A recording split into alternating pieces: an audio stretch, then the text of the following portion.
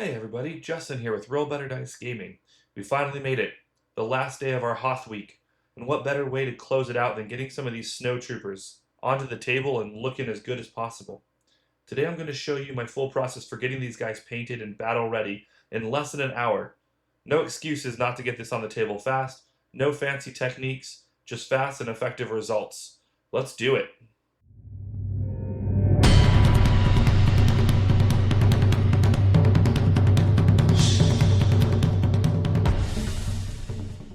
Welcome back, everyone. So, as we talked about, today we're going to be painting the Snowtroopers for Star Wars Legion. These little guys right here. So, what we're going to focus on today is leveraging something called speed painting, but a different variant of that I use for a lot of our various streams to get minis on the table as quick as possible. Something that's really important when you're trying to get to a tournament quickly, when we're trying to get the miniatures out for the stream. We want them to look as good as possible. Well, maybe not professionally painted, and we need to do that quick. So today we're going to be painting a full squad of Snowtroopers in less than an hour, getting everything ready to go, and you'll get to see that process. I'll talk about the colors. So the first thing I want to talk about, these guys have already been prepped. What we would normally do is start with a primer that is white. So I use the Citadel White Scar, and if you notice, to go quick, I use the spray paint version of this. I can go out to the garage or outside, I can prime these extremely fast, and they're ready to go. The second thing you'll notice is they're not actually white. They've already got this kind of tinted shadowing on them. So to accomplish this, what I've done with all of the minis, so you can see the commander there, we've got another guy right back here, is we go through and we wash them with Nuln Oil. So this is a Citadel wash that I use in order to go quick. This process takes maybe about 10 minutes. There's some drying time involved, so you do have to account for that. The drying takes a little bit, but priming them, getting them Nuln oiled and washed, gets them into this state of something called zenithal, where we can see the recesses are darkened, the top parts are still popping out as white, and again, from a distance, they start to look really nice on a table. And it gives us our foundation to use what I'm using today, which is our Army Painter Speed Paints. Love these guys. They are a transparent type of paint that allows us to bring out the grooves, the recesses, everything pops really, really nicely with them. Have been using them for about a year now. Great line of paint. So, with that, let's start. This squad is going to be on my red squad. I always like to start with unit markings, primarily because then if I am having to go to a tournament fast, I've at least got my white, my shade, and the ability to see which units are which on the table. For Snowtroopers, I've decided to paint their pauldrons on their shoulder pads the color of their unit markings. And for this particular unit, I like to use Slaughter Red for my red paint. So we're going to go ahead and paint this guy's shoulder pads really fast, and you'll see how quick this comes together. So we're going to go ahead on my wet palette, grab some paint, and we're just going to get them put on in a quick and easy to go structure. We'll be ready back here in 1 second. Okay, so now you can see we got this nice deep red on his shoulder pads. And as it starts to dry, you can see the details are already starting to form on the shoulder pad with the little bumps that are raised up, popping out. So the next thing we're going to do is we need to focus on his actual cloth. So all of the clothes that are around him. Now to do all the clothes around him, the Snowtroopers, if you look at their normal colors, are very light brown for a lot of their cloth. So in order to accomplish that with the speed paint, I'm going to use Pallid Bone. It's a very, very light brown color from Army Painter that allows us to replicate that similar tone. And so I'm going to put that on his overall cape that's around his sides, all along the back. His pants, with the exception of these little knee pads, which we want to keep white, as well as his shoes. And we're going to go with his arms and his hand as well. But we got to be careful that we're not actually touching these parts right here, these little arm pads across them. And then we're also, for this particular leader, going to get his little bag as well as his sash, which goes right here. But the sash in and of itself, that's only available on the leader. The rest of the guys don't have that. So with that, we're going to go ahead and get some of this pallid bone on our paintbrush. And we're going to take a few seconds and we're going to paint them up and we'll be right back with that.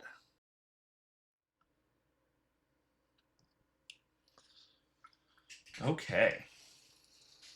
So now that all this fabric is done, we're almost actually done with this miniature already. So what we're going to be focusing on next is all these parts that need to have the black put on. And for black, I use very basic from Mario Painter. I just use their Grim Black paint. The Grim Black gives a nice base, and you can do a lot of stuff on top of it should you choose later. Again, for these guys, we're just going quick. So I'm not going to be dry brushing on any metallics on them, except for the flamethrower later, as we will see. Or anything like that. We go fairly basic. But for the black, we're going to be getting these binoculars down here for him. We're going to be focusing on his gun. And then we're going to be doing his eyes, just to darken them up a little bit where the Nuln Oil couldn't get. So what we'll start with is his eyes. So we're just going to get a little bit of black on the paintbrush. And we're just going to contour in here. And what's really nice with the Army Speed paints is as long as you do it quick, they're pretty easy to clean up. So I like to just run my finger very lightly over it after it's done. And make sure that black gets off of this brim or around anything that might have just slightly touched. So it fills in those recesses while still making sure that it's a clean paint. But again, you don't have to do it very hard because if you go deep, it'll actually cut into the paint itself. And then what we're going to focus on now are the binoculars. So we're going to come in and grab his binoculars.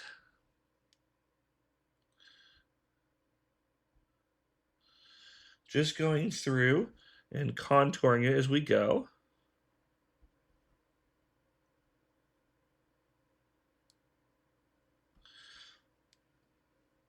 Almost there.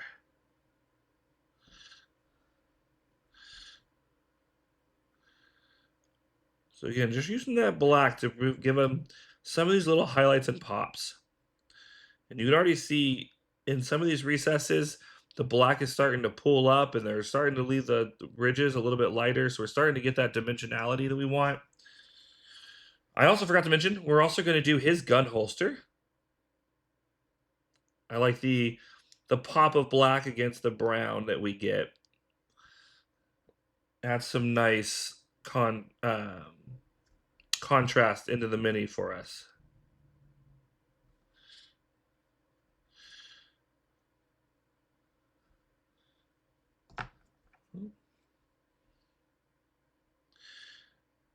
So once we finish this piece up, then we're going to move to the last little bit of black that is needed, which is his gun. So we're going to knock that out really quick. And again, just getting it on here, letting it really soak into these crevices. Being really careful on the trigger to make sure that we're not getting his skin, or his gloves, I mean. And we're just going to go all around and make sure we get all the spots we can. And one thing I've learned, make sure to take a look at the top from a few different angles. The way the guns work and the crevices they have on them, you tend to find one or two spots that might be missing on them. And so it's good just to do a quick look over and make sure you've got all the nooks and crannies. All right. And the last thing we're going to do is, as we were going around, there's a few spots of the tan that we've missed. So we're going to go back to our pallid bone really fast and just do some touch-ups. So nothing too crazy. There's a little square in his gun holster right there that I want to get with the brown. So just drop some brown in. And then I noticed on his cloak as I was painting him that there was some spots that I missed right behind his leg. So just kind of cleaning up that a little bit. And with that, we now have our first Snowtrooper mini. And these guys will look really nice on the table. Everything we hope for. So what we're going to do is we're going to go through a quick montage. You saw how quick this guy went. We're going to go through a quick montage and we're going to paint the remainder of the miniatures. We're going to follow the same process. We're going to start with the unit markings. Again, highest priority so people know what they are on the table. Then we're going to paint the fabric. Then we're going to focus on the black highlights with the eyes and the weapons. And then we are going to move into getting ready to talk about basing and how we base these guys. So with that, let's go through the montage to get these painted up, and then we'll be back shortly to talk about basing on them.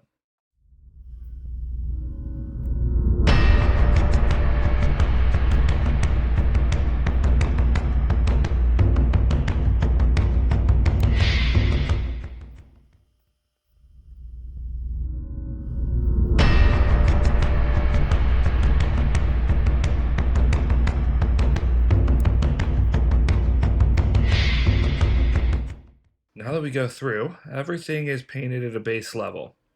We'll talk about the flamethrower in a second. But the minis are now starting to look very table ready and looking great. So we've got an entire squad of 11 snows that we've painted so far. With the flamethrower, there's a couple things I like to do here. I really enjoy flamethrowers for Snowtroopers, and I like to bling them out just a little bit. So what we're going to do is we are going to paint this hose a different type of red that really makes it pop. From the Army Painter line, it is a red that is called Blood Red. Really enjoy this color, very, very bright, and you'll see how it pops out very quickly. And then for the actual barrel of it, in and of itself, I like to also bling this out a little bit. Again, I really like the flamethrowers popping on the field. And so I will be doing some dry brushing of some greedy gold. So we're going to do that over the next couple seconds, and then you'll see how these look when they're all done.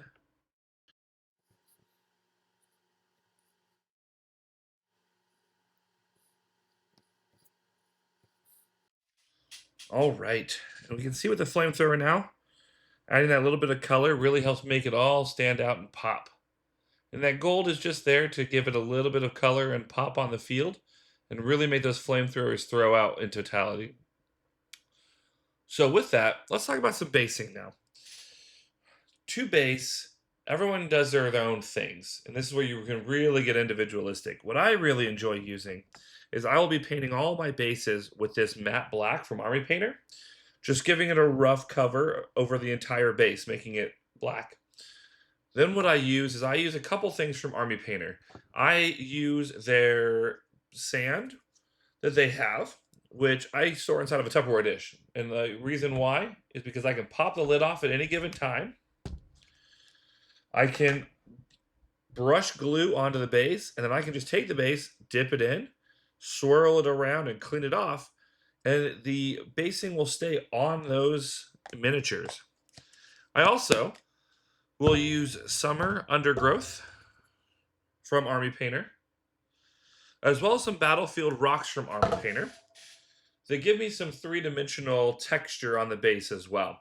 So we're going to cut away from that. I'm going to go ahead and base these up really fast. And when we come back, we'll get to see the overall finished product from all of these wonderful miniatures that you just watched get painted. And we'll see them what they look like on the table. So give me a few moments to go through, do all of that, and then we will return back. All right. Thanks a bunch again for watching this video.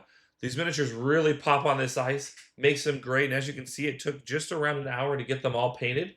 Doesn't take us super long to go. And again, they're not ready for a painting competition or anything like that, but it's an extremely beginner-friendly method and a quick way to get these miniatures on the table so you can get gaming as these new Battle of Hoth boxes come out, as other miniatures get released. If you like this content, please like and subscribe. We appreciate you guys watching. Hope you enjoyed, and have a wonderful evening.